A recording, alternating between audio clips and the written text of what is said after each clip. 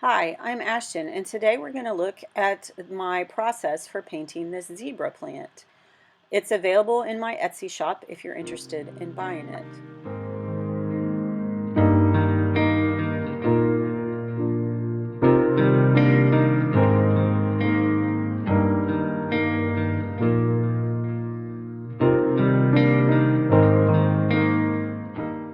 Today we're going to look at the process I go through to go from the little painting on the bottom to the complete and full-size 9 by 12 painting on the top.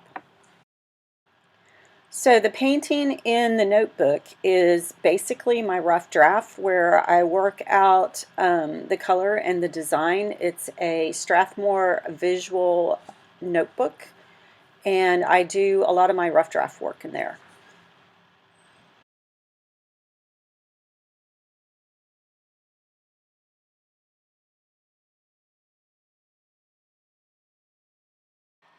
Dr. P.H. Martin's Black Star Matte is my favorite ink for inking watercolor paintings. And then I use these dip pens, but I'm not going to link them below because they are really terrible. So they're so bad I ordered a new dip pen after this.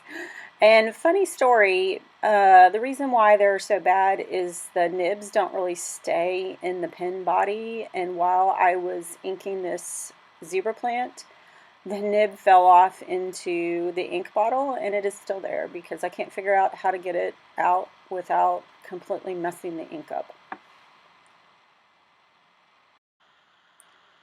I have a paper sketch here that I transferred, and now I'm just going over the lines. You see up there my visual journal that I mentioned before, and the reference photo, it shows up eventually.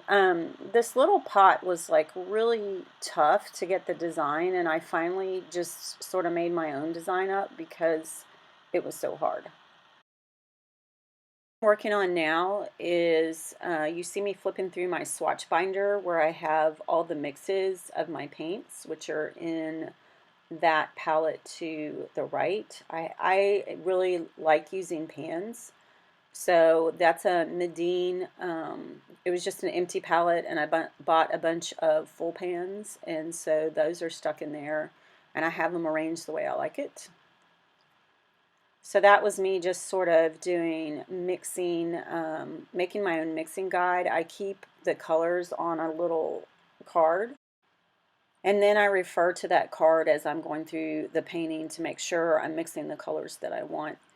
And here I'm just putting an initial wash on the pot and then drying it so I can layer that pot up and get a really good depth of color.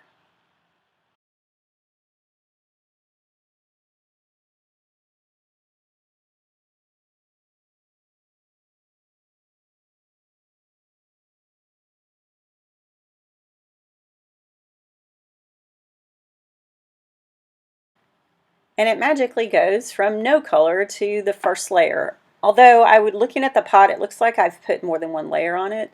And now I'm just trying to get the values in on the leaves.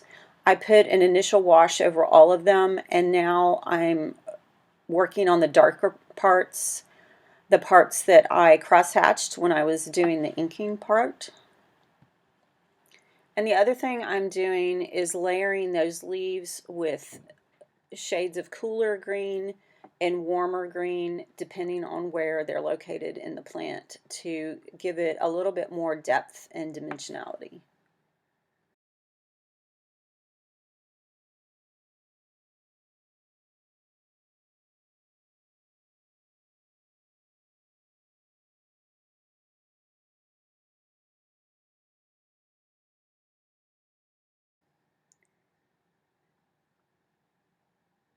Those two little water containers that you see me using there, I picked those up at World Market. I think there's some sort of hors d'oeuvres bowls or something. Anyway, they're super handy for painting.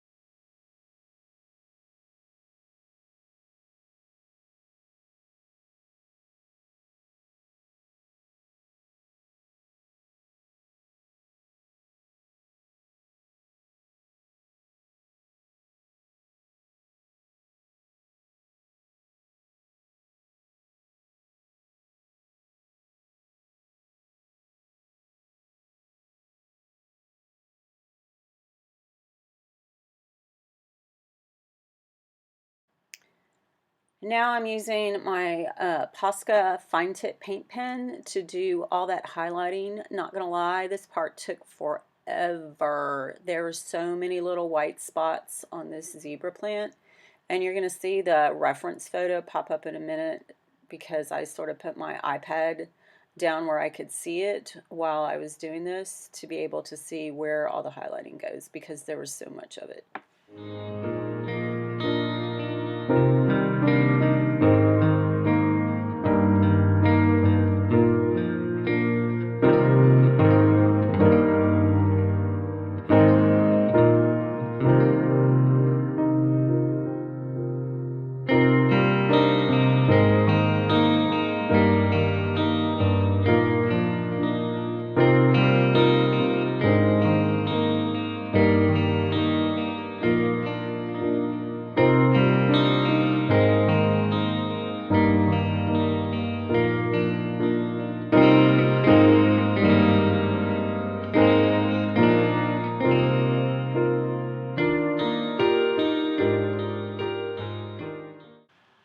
And here's the final version of the painting, the completed zebra plant, and this is available in my shop if you would like to have this original.